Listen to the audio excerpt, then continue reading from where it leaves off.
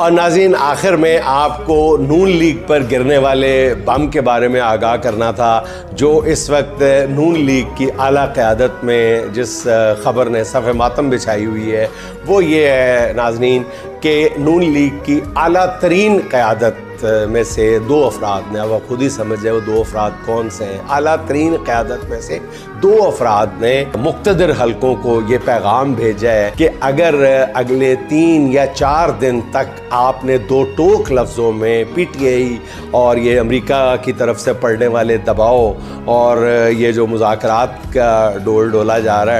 रहा है, अगर इस हवाले से आपने तरदीद ना की तो फिर हम अपनी अगली हिकमत अमली का ऐलान करने वाले हैं। लेकिन इस पर जो